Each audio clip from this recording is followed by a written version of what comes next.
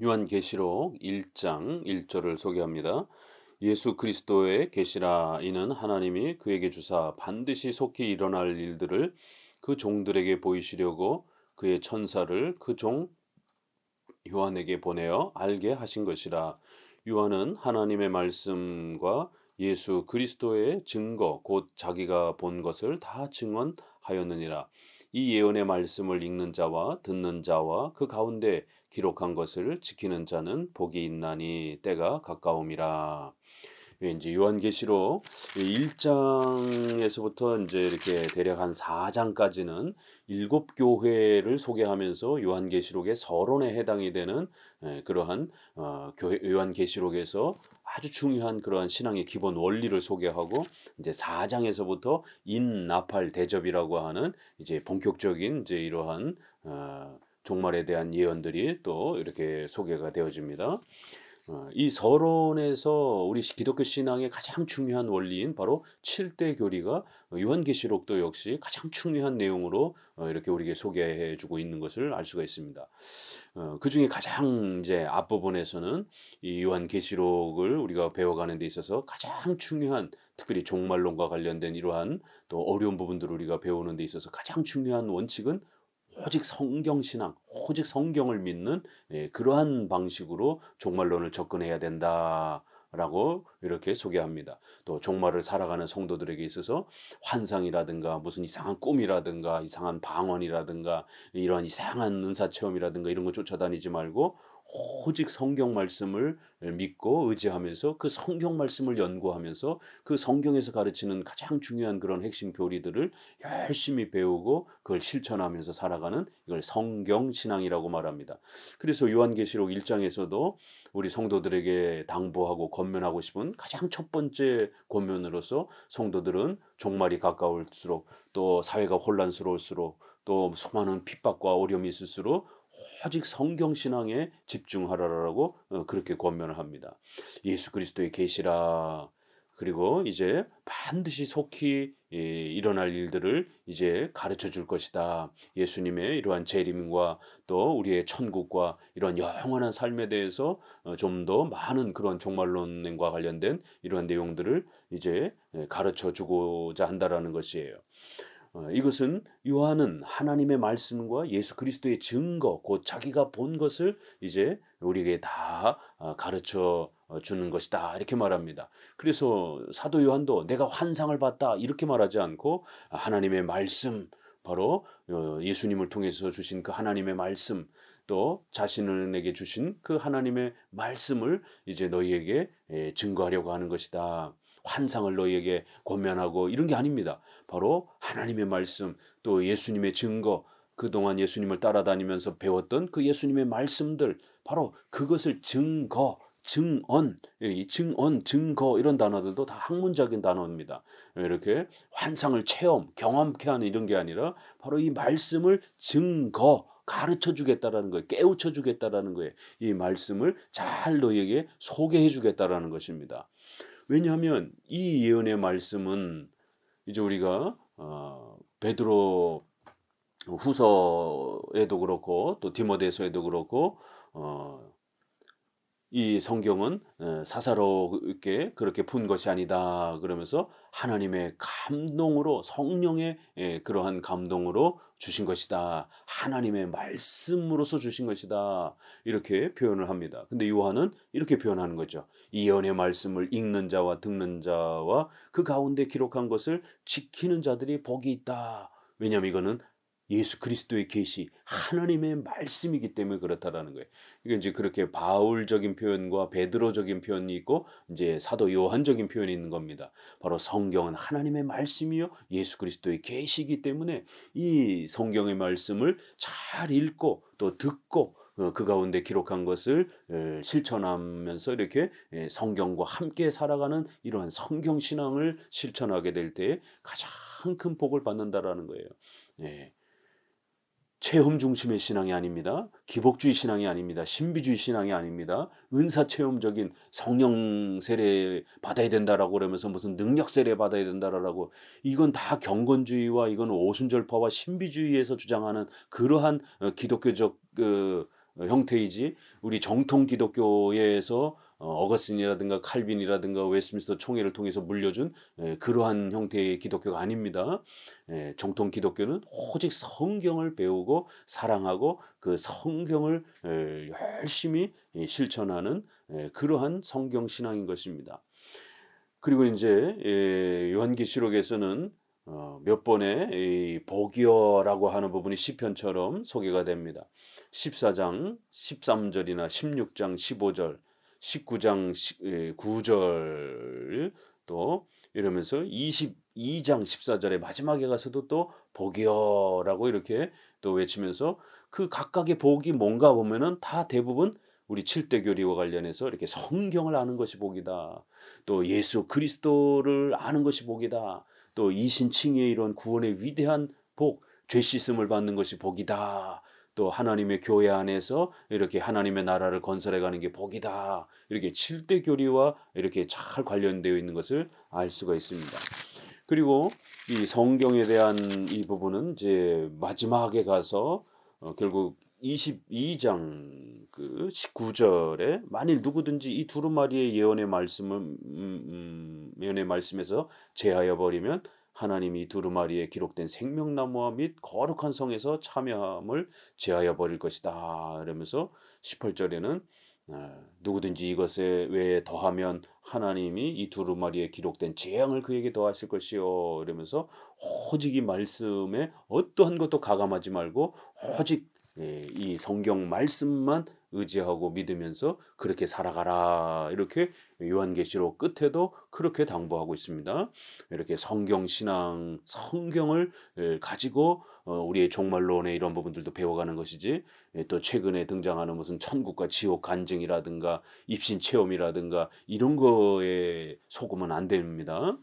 4절 요한은 아시아에 있는 7교회에 편지하노니 이제도 계시고 전에도 계셨고 장차 오실 이와 그의 보좌 앞에 있는 7영과 또 충성된 증인으로 죽은 자들 가운데서 먼저 나시고 땅의 임금들의 머리가 되신 예수 그리스도로 말미암아 은혜와 평강이 너에게 있기를 원하노라.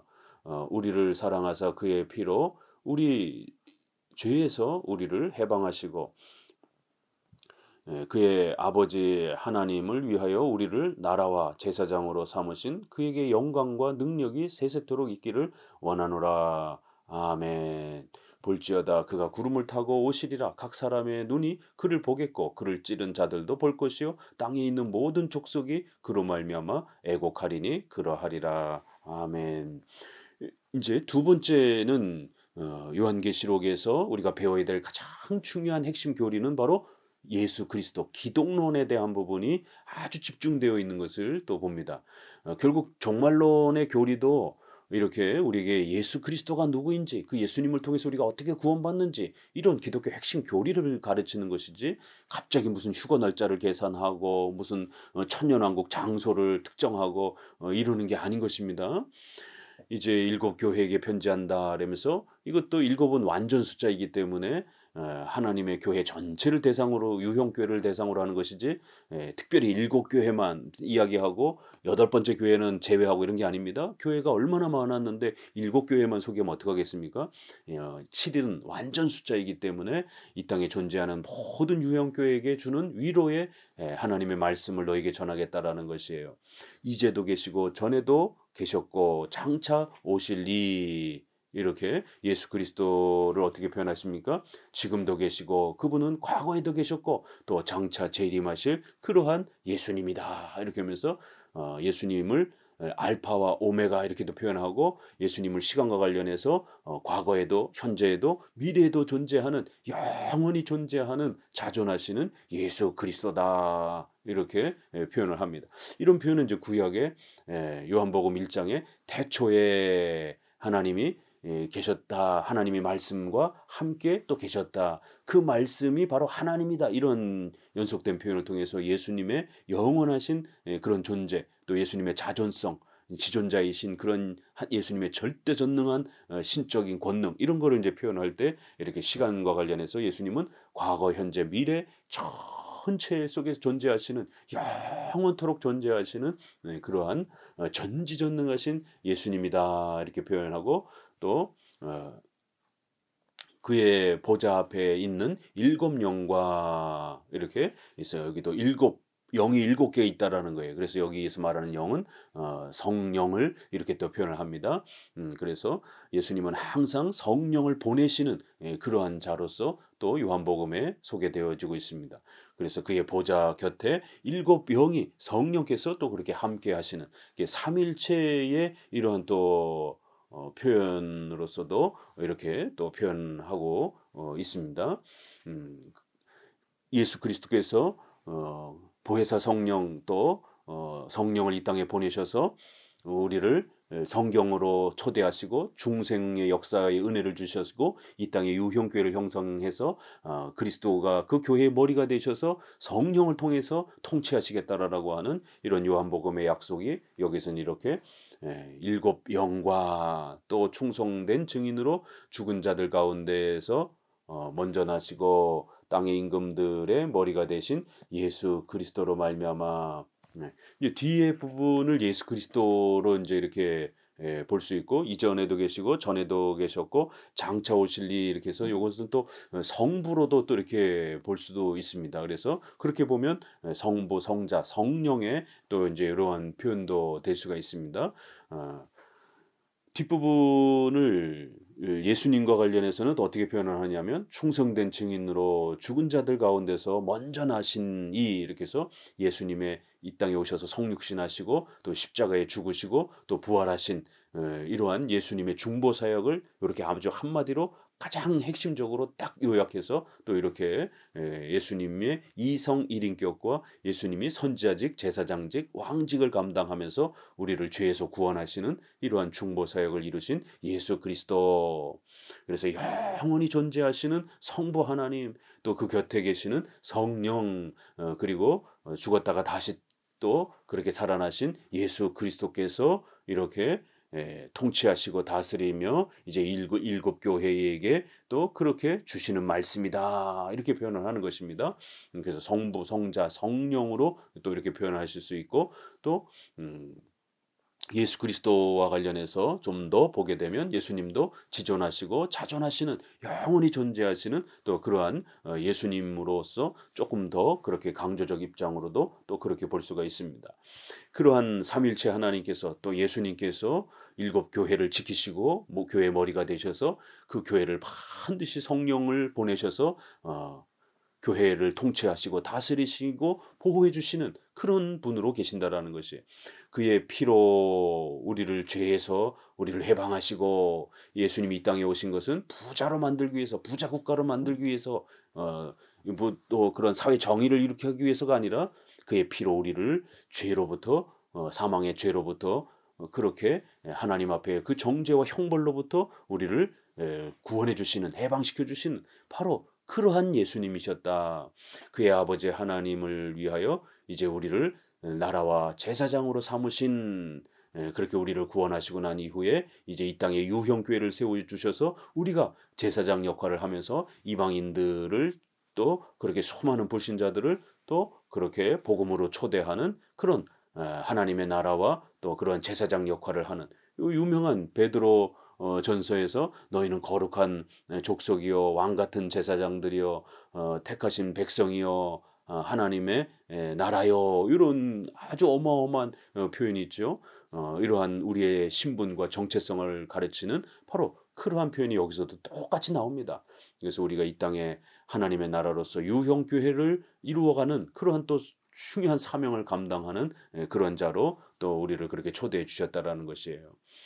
이제 장차 그 예수님은 지금은 우리 눈에 보이지 않지만 저곳으로부터 이곳에서 저곳으로 승천해 가셨기 때문에 저곳으로부터 다시 종말의 때에 재림의 때에 그렇게 반드시 각 사람의 눈이 그를 보는 방식으로 오시겠다라는 거예요. 그렇지만 지금은 승천하셨기 때문에 절대로 예수님을 볼 수 없습니다. 그래서 예수님을 보고 만지고 뭐 예수님이 자기 앞에 나타났다 이런 간증들은 전부 다 가짜가 되는 겁니다. 왜냐하면 예수님의 인성은 이제 승천하셨기 때문에 절대로 볼 수 없다라고 이렇게 성경은 우리에게 명확하게 선을 긋고 있는 것입니다. 구름을 타고 오시리라 이런 부분들은 우리가 마태복음 24장 10절에도 보게 되면 구름을 타고 오신다라고 했지만 그 구름을 탄다라고 하는 것은 무슨 손오공처럼 이렇게 구름을 타고 막 여기저기 왔다 갔다 이런 개념이 아니라 구름은 구약에 우리가 출애굽기에서 보는 것처럼 이렇게 시내산에 이러한 그 구름이 자욱하게 이렇게 깔리는 하나님의 임재, 또 성막과 또 성전에 구름이 임하시는 그러한 하나님의 임재를 상징하는 그 거룩한 영광스러움을 상징하는 대표적인 그러한 비유적 표현인 것입니다. 그래서 능력과 큰 영광으로 오신다 이렇게 마태복음은 그 구름을 타고를 다시 한번 해석해 주면서 큰 능력과 큰 영광을 가지시고 이래 예수님이 마지막 이제 재림하실 것이다라고 이렇게 표현을 하는 겁니다. 그래서 이 땅에서는 비참하게 죽으신 그런 예수님이시지만 이제 장차 마지막 때는 가장 영광스러운 능력과 전능하신 그러한 영광스러움으로 이 땅에 오실 예수님이십니다. 이제 모든 백성들이 그분을 보게 될 것입니다. 그분은 어떤 분이냐? 8절 주 하나님이 이르시되 나는 알파와 오메가라 이제도 있고 전에도 있고 장차 올 자요 전능한 자라 하시니라.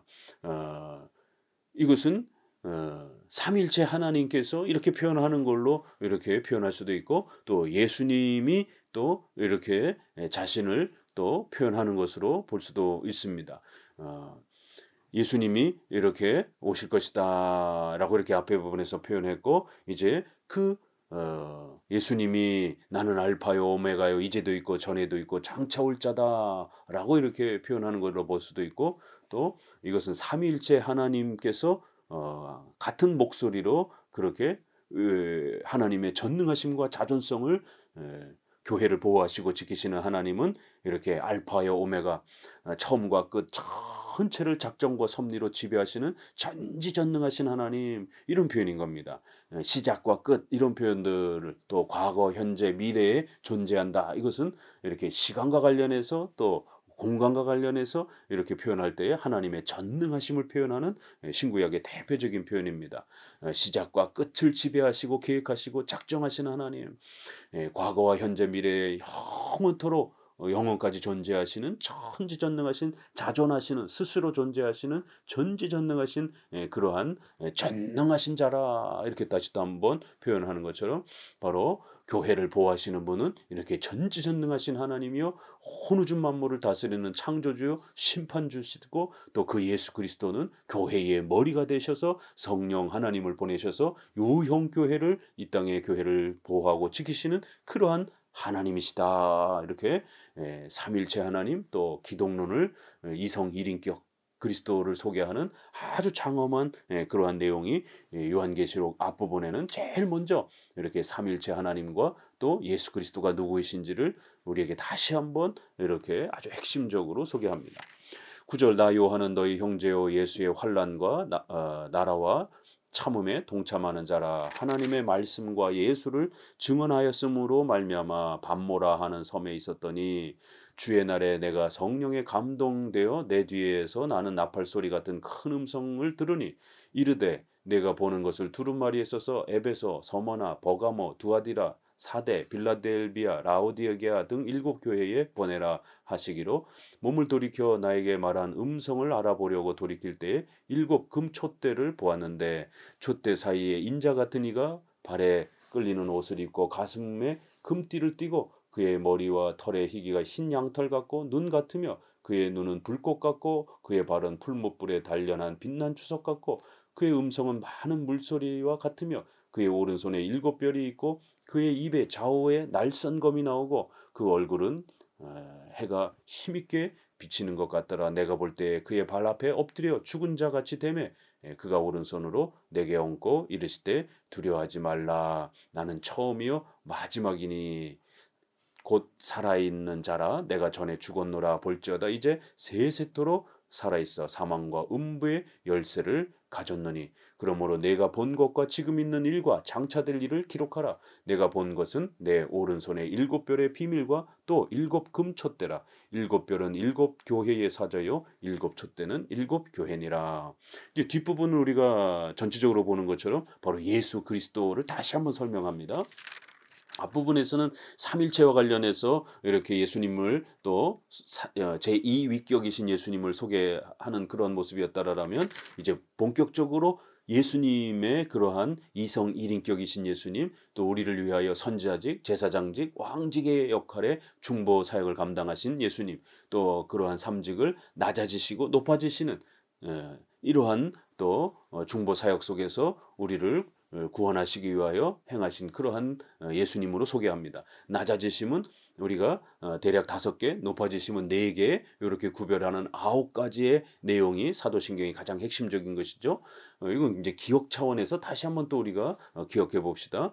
예수님의 성육신, 그 다음에 고난 받으심, 그리고 십자가에 못 박히심, 그 다음에 장사되심, 그리고 지옥에 내려가심, 이렇게 5가지로 볼 수도 있고, 지옥에 내려가심이 장사되심과 또 이렇게 모아져서 4개로도 볼 수도 있고 5개로도 볼 수 있습니다.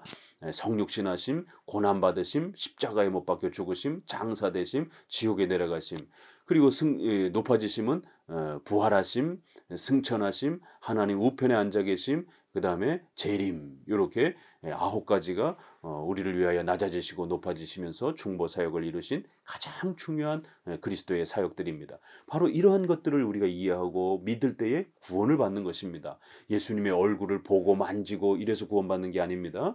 여기서도 이제 본격적으로 예수를 증언하였으므로 말미암아, 하나님의 말씀과 예수님을 증언하였으므로, 요한은 이렇게 체험과 기적을 일으키고 환상을 우리에게 권면한 게 아니라 오직 하나님의 말씀을 전해주고 예수님을 증거해주는 그런 사역을 온전히 집중했다라는 거예요. 바로 그 사역 때문에 이제 유배를 받았다 그러면서, 주의 날에 내가 성령에 감동되어 이제 이러한 놀라운 계시를 받았다.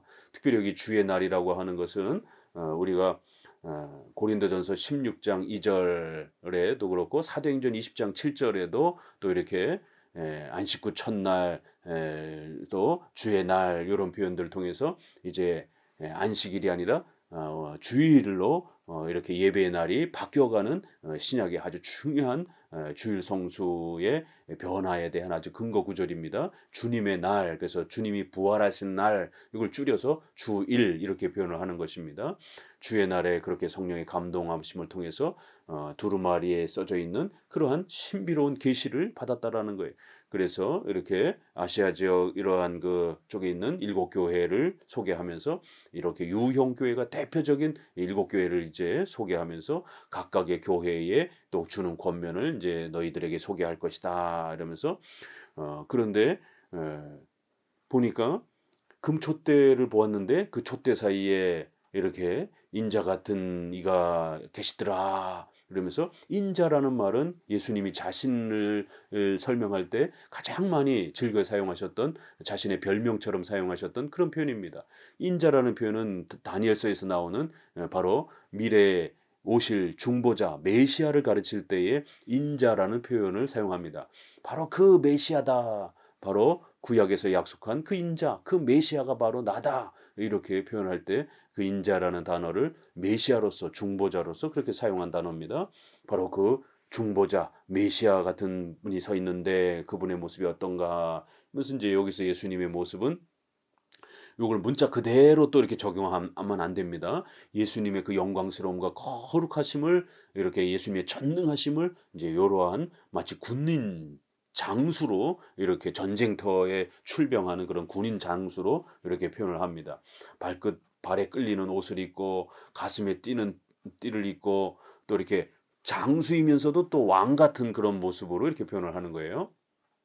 그의 머리털의 희기가 아주 환한 그러한 흰색을 가지고 있고, 또 눈 같고, 또 눈은 불꽃 같고, 그의 발은 풀무에 단련한 아주 단단한 그러한 다리의 모습이고 음성은 아주 엄청난 폭포 소리와 같은 그런 아주 우렁찬 그런 목소리이고 그리고 오른손에 7뼈를 쥐고 있고 그다음에 그 입에서는 좌우에 아주 날선 양날의 검이 있는 그런 그 검들이 입에서 그리스도의 입에서 막 나온다라는 거예요. 이제 그 얘기는 예수님의 그 말씀과 예수님의 입에서 나오는 말씀이 사람을 죽이기도 하고 살리기도 하는 어마어마한 권능을 가진 힘을 가진 그런 말씀이라는 것을 또 이렇게 표현을 하는 거죠. 그 얼굴은 태양이 이렇게 그 얼굴에 스며져 있는 것처럼 엄청난 그런 밝기와 빛남으로 가득 차더라는 것이에요.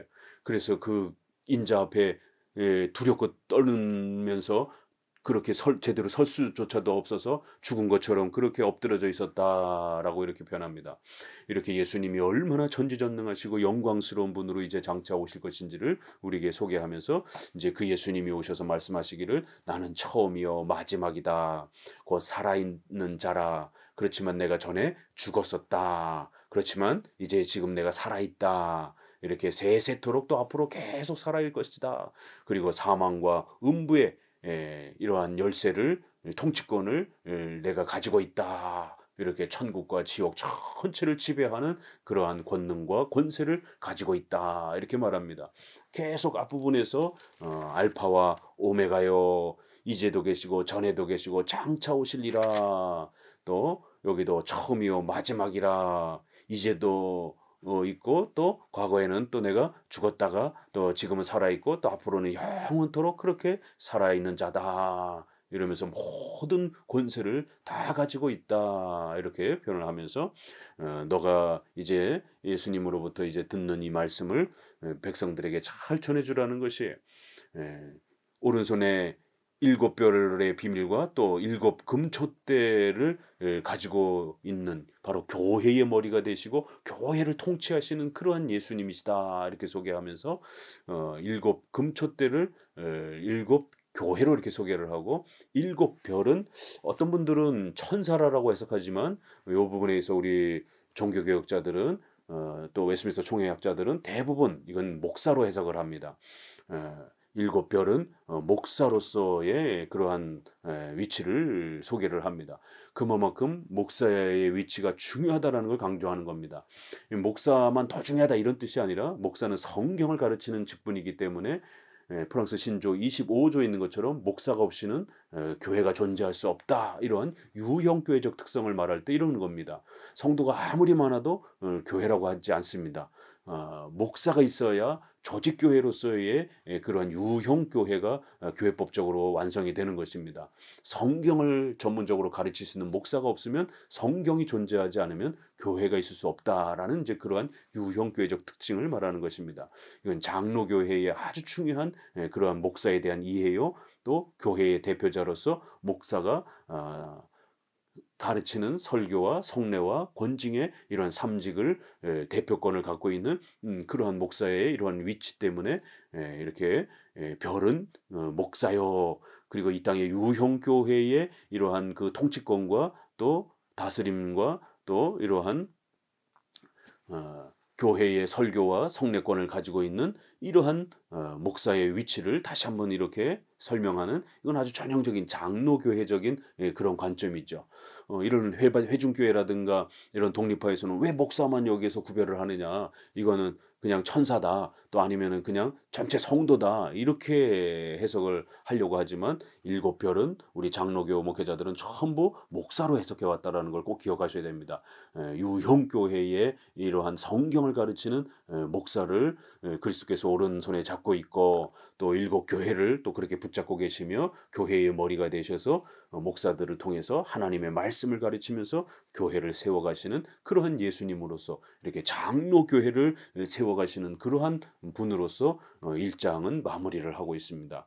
이렇게 요한계시록 1장에서부터 성경, 그 다음에 예수님, 그 다음에 장로교회로서의 또 교회의 머리가 되시는 또 그러한 그리스도로 또 이렇게 아주 중요한 교리들을 소개하고 있습니다. 감사합니다.